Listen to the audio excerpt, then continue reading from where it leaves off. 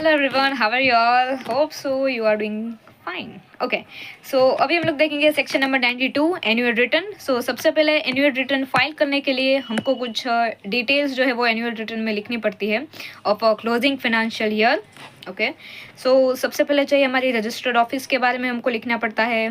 Then particulars of holding, associate और subsidiary company, members, debenture holder, share holder, penalty कितनी लगी है in last year, remuneration.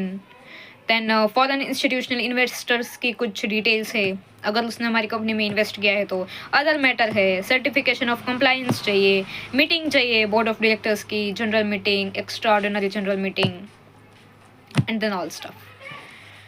अभी हम आते हैं मेन टॉपिक पे. साइन कौन करता है एनुअल रिटर्न को? सो अगर हमारी ओपीसी या स्मॉल कंपनी है then AR मतलब annual return should be signed by CS, that is company secretary. याद रखना, इधर CA में नहीं है, CA नहीं है, कोई नहीं है. कौन है एनुअल रिटर्न में? सिर्फ और सिर्फ CS यानी कि company secretary.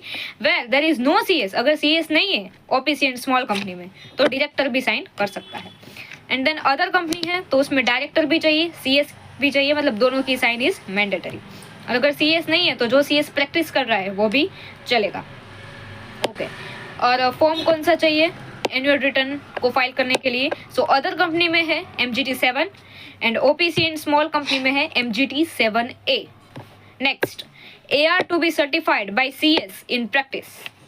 So AR filed by listed company having paid up share capital not less than 10 CR or turnover not less than 50 CR shall be certified by CS, company secretary, in practice in form MGT 8, stating that AR discloses the facts correctly and adequately and the company has complied with all the provisions of this act. Or place on website, AR on website of company and a web link thereof disclose in BOD's report. File with ROC section 96 clause 4.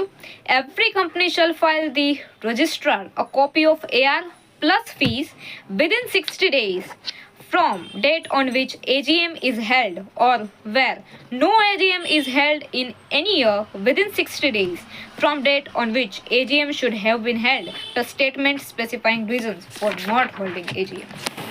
Penalty भी है जो कि I don't think इतनी सारी penalty याद रहेगी. And this penalty I don't think it's so important in my point of view. And penalty on CS, हाँ CS की पेनल्टी आप लोग याद रख लो. कंपनी सेक्रेटरी को कितनी पेनल्टी आएगी? जो if CS in practice certifies the AR otherwise than in conformity with the requirements of this section, he shall be liable to penalty of